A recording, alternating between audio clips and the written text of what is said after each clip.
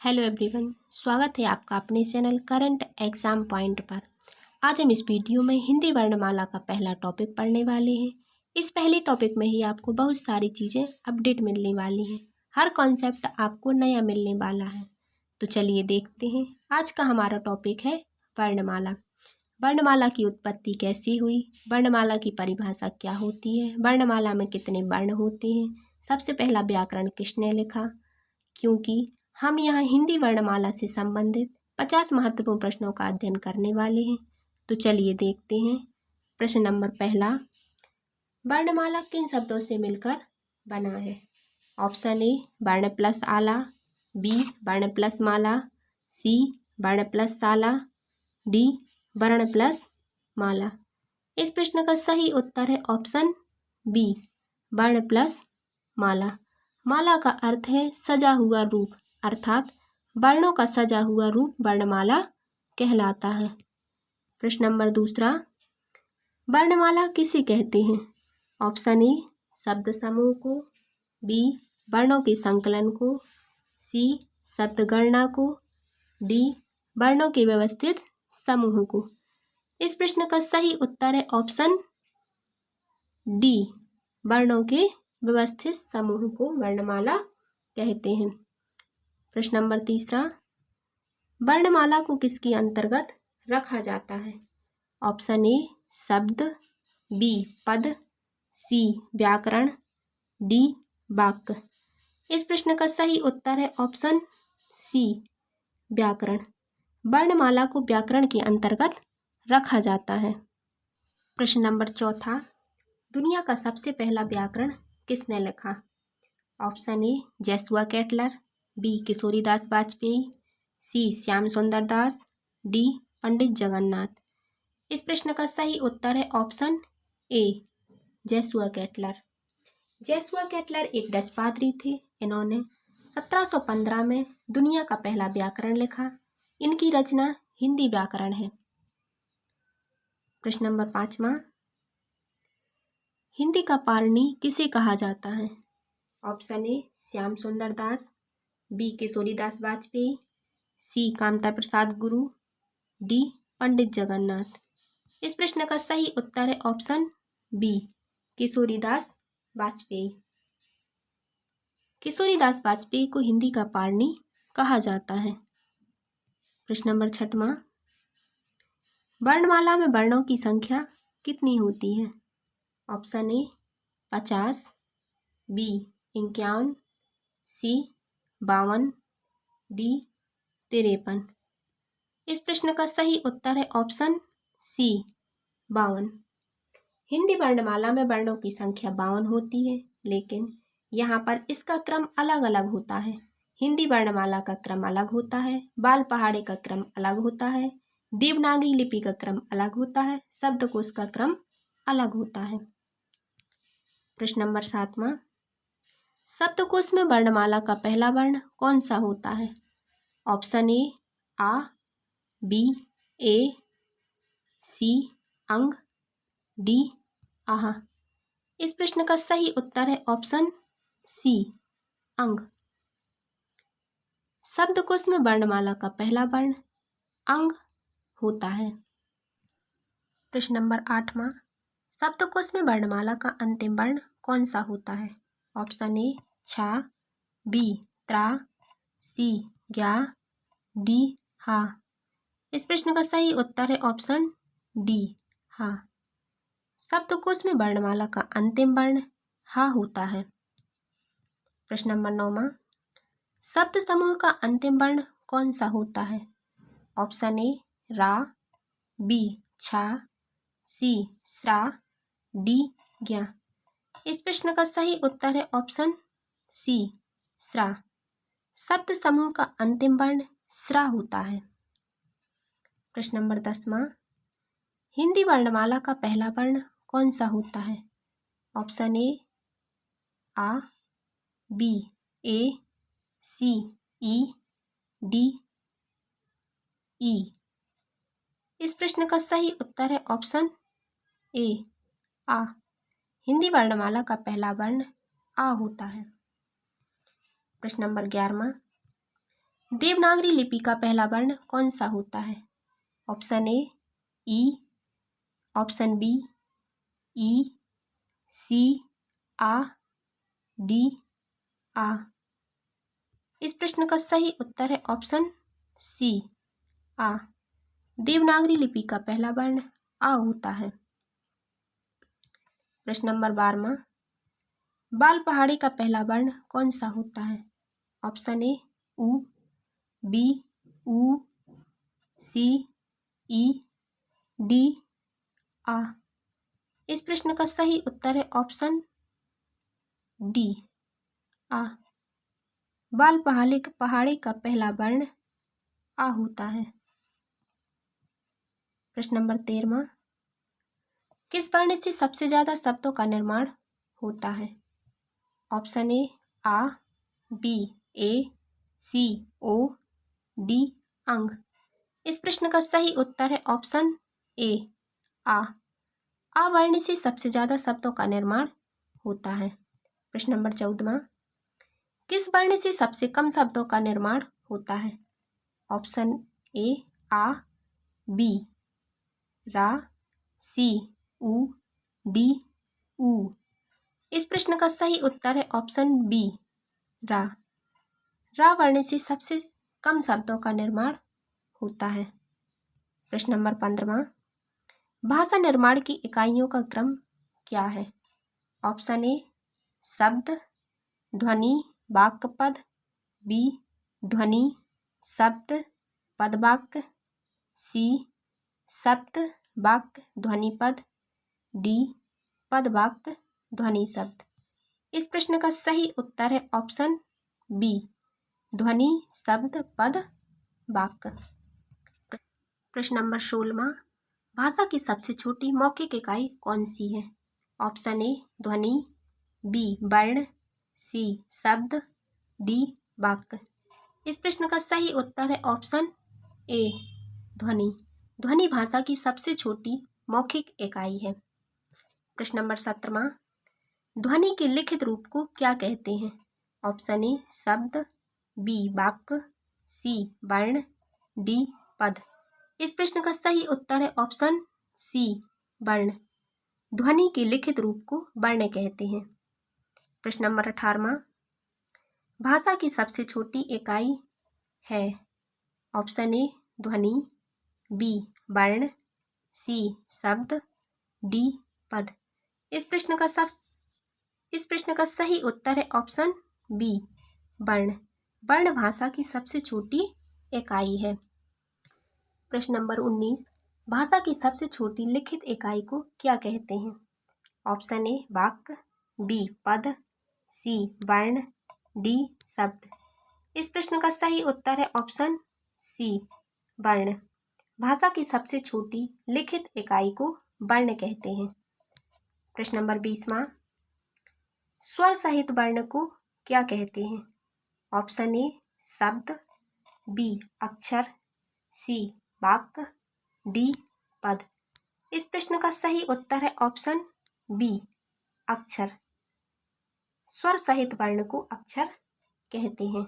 सभी स्वर वर्ण और अक्षर दोनों होते हैं। प्रश्न नंबर 21, अक्षर के कितने भेद होते हैं? Option A 4, B 5, C 2, D 3। इस प्रश्न का सही उत्तर है ऑप्शन सी 2। पहला मुक्ताक्षर, दूसरा बुद्धाक्षर। मुक्ताक्षर को गहरांत बोलते हैं और बुद्धाक्षर को शीर्षांत बोलते हैं। प्रश्न नंबर 22, अखंडनीय इकाई कहलाती है? ऑप्शन ए वर्ण, बी शब्द, सी वाक्य, डी शब्द। इस प्रश्न का सही उत्तर है ऑप्शन ए वर्ण। वर्ण अखंडनीय इकाई कहलाती है। प्रश्न नंबर 23, जब शब्द के अंत में हलंत या व्यंजन हो तो उसे क्या कहते हैं? ऑप्शन ए बुद्धाक्षर, बी मुक्ताक्षर, सी शीर्षांत, डी संयुक्ताक्षर। इस प्रश्न का सही उत्तर है ऑप्शन बी मुक्ताक्षर। प्रश्न नंबर 24, जब शब्द के अंत में स्वर हो तो उसे क्या कहते हैं? ऑप्शन ए मुक्ताक्षर, बी संयुक्ताक्षर, सी गह्वरांत, डी बुद्धाक्षर। इस प्रश्न का सही उत्तर है ऑप्शन डी बुद्धाक्षर। प्रश्न नंबर 25, दो या दो से अधिक वर्णों के सार्थक समूह को क्या कहते हैं? ऑप्शन ए शब्द, बी वाक्य, सी वर्ण, डी पद। इस प्रश्न का सही उत्तर है ऑप्शन ए शब्द। दो या दो से अधिक वर्णों के सार्थक समूह को शब्द कहते हैं। प्रश्न नंबर 26, वर्णमाला में वर्णों को कितने भागों में बांटा गया है? Option A 5, B 4, C 2, D 3। इस प्रश्न का सही उत्तर है ऑप्शन डी 3। वर्णमाला के वर्णों को 3 भागों में बांटा गया है, स्वर, व्यंजन और आयुर्वाह वर्ण। प्रश्न नंबर 27, वर्णमाला में स्वरों की संख्या कितनी है? Option A 10, B 11, C 12, D 13। इस प्रश्न का सही उत्तर है ऑप्शन बी 11। वर्णमाला में स्वरों की संख्या 11 है। प्रश्न नंबर 28, मात्रा के आधार पर स्वरों की संख्या कितनी है? Option A 10, B 14, C 15, D 13। इस प्रश्न का सही उत्तर है ऑप्शन ए 10। मात्रा के आधार पर स्वरों की संख्या 10 है। प्रश्न नंबर 29, हिंदी वर्णमाला में कुल स्वरों की संख्या कितनी है? Option A 10, B 11, C 12, D 13। इस प्रश्न का सही उत्तर है ऑप्शन डी 13। हिंदी वर्णमाला में कुल स्वरों की संख्या 13 है। प्रश्न नंबर 30, व्यंजनों की संख्या कितनी है? Option A 31, B 32, C 33, D 35। इस प्रश्न का सही उत्तर है ऑप्शन सी 33। प्रश्न नंबर 31, वर्णमाला में कुल व्यंजनों की संख्या कितनी है? Option A 33, B 39, C 35, D 31। इस प्रश्न का सही उत्तर है ऑप्शन बी 39। प्रश्न नंबर 32, जिन वर्णों का उच्चारण बिना किसी ध्वनि की सहायता से किया जाता है उन्हें क्या कहते हैं? ऑप्शन ए स्वर, बी व्यंजन, सी वाक्य, डी शब्द।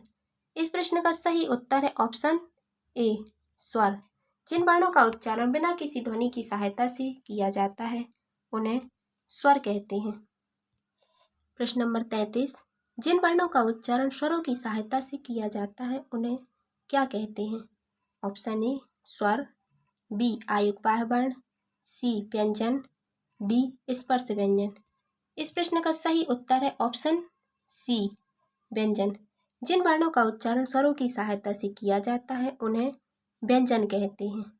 स्वर मुखर और आच्छरित होते हैं, व्यंजन आमुखर और अनाच्छरित होते हैं। प्रश्न नंबर 34, कामता प्रसाद गुरु के अनुसार स्वरों का वर्गीकरण कितने भागों में किया गया है? Option A 3, B 4, C 2, D 5। इस प्रश्न का सही उत्तर है ऑप्शन सी 2। कामता प्रसाद गुरु ने स्वरों का वर्गीकरण 2 भागों में किया है। पहला मूल स्वर, दूसरा संधि स्वर।